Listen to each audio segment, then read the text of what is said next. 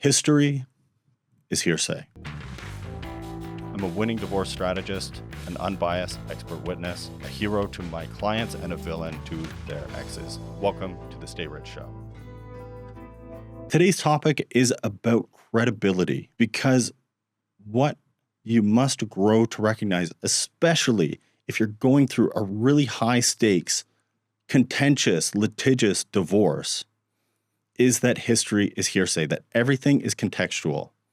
So unless you've personally seen it and heard it, you're just relying on somebody else telling you what it was like or what happened. And so beyond first-person experience, beyond first-person knowledge, which has its own issues, everything else is hearsay, right? And you have to think about it when you're going to court.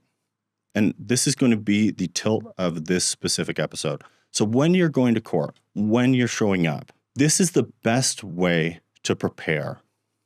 Because the reality is you have a judge who you've never met before, and you're going through this contentious divorce, and your ex-wife is saying all kinds of bad shit about you. So that always happens. So your ex-wife is saying all these terrible things about you, and your job when you go to court is to prove her wrong, assuming she's wrong. I'm guessing if you're watching the show, you're not a bad guy. I'm guessing your ex-wife is saying some things that aren't true, but it's your job to be able to convey the truth without lying, without obfuscating, but say what really happened and have it hold weight with somebody who has never met you before and is already somewhat tainted with a negative depiction of you, right? So this isn't like first appearances mean everything, because the first appearance has already come in written form.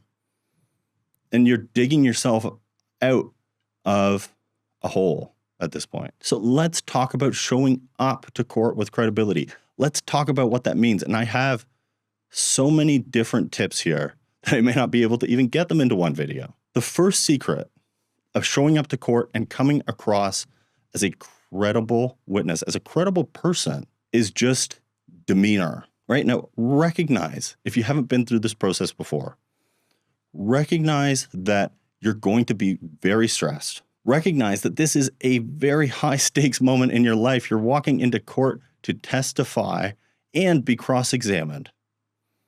And this judge, this person you've never met before, is the one who's going to make a decision about how much money is going to be given to your ex-wife, what part of the business you may lose, what part of the house you're going to lose, what's going to happen with your children, when are you going to see them, under what circumstances, and how are you going to navigate as parents going forward. And this is dealing with parents who, because they're at trial, it's obvious they are not willing to work with each other right now. They're not willing to make sacrifices. They're not willing to settle for anything, because there's no trust there. And this judge is going to base a lot of this decision over how you perform and how she performs, right? So recognize the emotion and the weight of what's happening. And then realize that that's going to have some sort of impact on your demeanor. And the point of this video is to start making those changes. Now, with your demeanor, what you want to do as a man who's a business owner who probably has a million allegations of wrongdoing out there is show up as a calm, cool, collected, competent leader, right? And I've talked about leadership in other shows before, and I've talked about what this looks like. But by contrast, it's not coming across as a hot-headed fucking lunatic who is eccentric and weird and crazy and says really nasty things when they're on the stand. Because that's going to lean in to all of these so-called mischaracterizations of you. If she's saying that you're hot-headed and have anger issues and you were abusive, and it's not true, but you act like it on the stand, remember, the judge doesn't know you. The judge hasn't met you. The judge doesn't have like hours and hours of video recording of your demeanor around the home with her to go by and your demeanor with the kids. He's just listening to you. He's listening to her. And then if there's any other witnesses that happen to show up, he's going to listen to them too. But coming across like a deranged wacko isn't going to help you. So you want to maintain composure. You want to be calm. You need to work on something like breath work and learn box breathing, which is like that 4-second exercise where you breathe in, hold, breathe out, hold for 4 seconds, just to calm your nerves down and get yourself into a zone where you're not emotionally reactive. Now, what else works with demeanor? Part of it is just how you act, even prior to testifying. If you're sitting there watching the trial and rolling your eyes and being combative with your legal counsel and perhaps saying things out of turn, that's not going to help your case either, because the judge is going to be looking at you and you're slowly chipping away at whatever credibility you may have. Because the judge is going to be looking at this and saying he doesn't really know what happened. And the job of the trial is to figure it out. So again, you want to show up and you want to be calm, cool, collected, a leader, and act accordingly. Now, what are some other things that you can do? In terms of attire, I'm going to say that this depends on what the characterization is of you. Now, if the characterization is that you are extremely wealthy, that you make a ton of money, and your side is trying to pitch a story that you're broke, this is not the time to show up to trial in a Lamborghini wearing 2 Rolexes. Okay? And I've actually been through this before in a trial that I've been at, where I'm sitting and I'm helping advise the strategy of the trial. And I'm watching this man who's saying that he's dead broke and he has no money and the businesses are dead and they're going to go bankrupt. I'm watching his wrists shine as he moves his hands, and I'm looking at these watches. I go, those are 2 really expensive watches, like really, really expensive. And it's not like it isn't known that he has them. Everybody knew that he had them. But from an optics perspective, if you're saying that you're broke, this isn't the time to pull out $50,000 watches. Go get a Casio, okay, or a Tissot. I don't really care. But go get something that's less flashy. If you want to watch on, like I wear 2 watches, it doesn't matter to me, but don't lean into this. Like, look at all this spare money that I've had lying around that I've used to blow on watches. Not the time in court, but other times it may be acceptable, but I wouldn't want to be that flashy. Similarly, if I'm trying to paint the picture that I'm broke, I'm not getting a tailored suit like I have.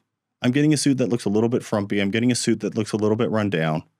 Doesn't really fit that well. Doesn't really look that good, but it's acceptable. It's enough to demonstrate respect to the court. I need to look good, but I don't need to look great. I don't need to look like James Bond. I don't need to look like a celebrity, but I want to be good and I want to be comfortable, because being comfortable on the stand is a whole other thing that is extremely, extremely important. The last thing you want to be is uncomfortable, because that whole situation is uncomfortable anyways. Now, when it comes to the big day, when it comes to the day that you're showing up and you're actually getting on the stand, right? You're going to be dressed well. You're going to be cool, calm, and collected. You're going to respond to things professionally. Any allegation. The most important thing you can do is respond in a way that doesn't get you tripped up later. And paying very close attention when you're being cross-examined for any tricks, any manipulation tactics, any sort of ways to trip you up along the way. Because cross-examiners, that style of litigation, is chock full of ways to trip you up and make you agree to things that are wrong. Then when you go to try to change it later, it just makes you look incredible. Right? So when you walk in, you're going to the court, call somebody on your way down, call a friend, and just talk to them about stuff. Because I want you feeling loose. I want you feeling open as you're going into the court setting. Because for examinations in chief, when you're on the stand being questioned by your own lawyer, I want you to be open and I want you to be honest and I want you to come across as somebody who's trustworthy and competent and credible, which means you're allowed to expand on some of the answers. You're allowed to give context to what your lawyer asks. He's not allowed to ask you leading questions, which means that it's your job to take the lead. So maybe he asks you a fairly open-ended question where you have the chance to actually go through 5 or 10 minutes of time and describe things more fully. But he's not allowed to put words in your mouth. In cross-examination, they can do that. So on that day, when you're in examinations in chief, I want you to be a little bit more open. I want you to be relaxed, seem cheery to some extent, and sorrowful to another extent. Because let's face it, the breakdown of a marriage is sad. It doesn't matter how bad the marriage is. It doesn't matter how shitty it's been since then. There's a grief process to it, and it's okay to be emotional. It's okay to express that you feel badly. It's okay to express that you've done something wrong and that you know why you're there and you're actually apologetic for it. and express that, right? So I see it with men all the time where they're not actually willing to budge when they're in these critical moments. I say to them, there's nothing wrong with saying that you had an affair and it broke up the marriage and that you feel badly about it. If you feel that it was the worst decision of your life, you're allowed to say that.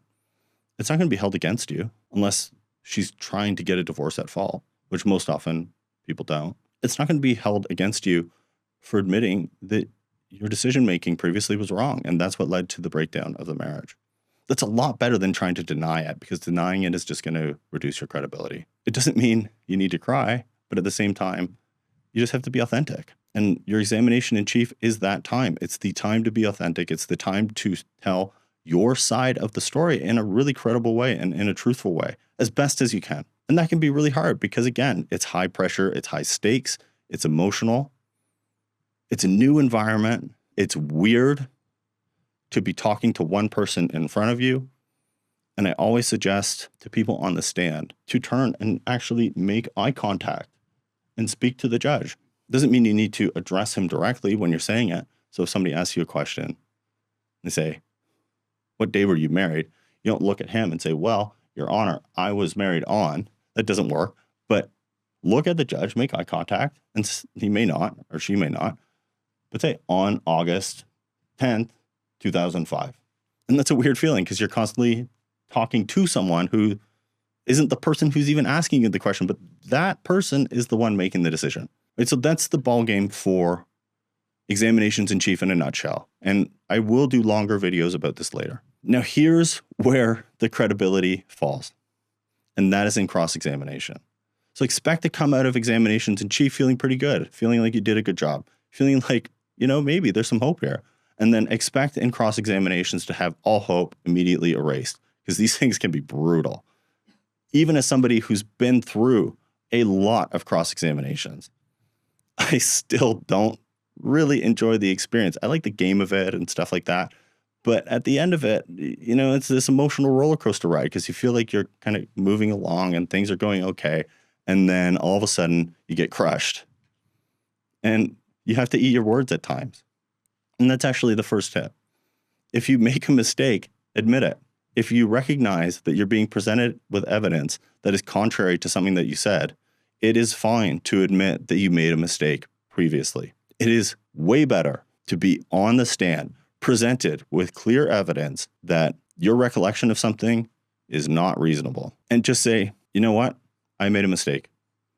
This shows something different. This must be what happened." 10 times better. And I've done that. As an expert, I've done that. I've gone on the stand. I've made mistakes before.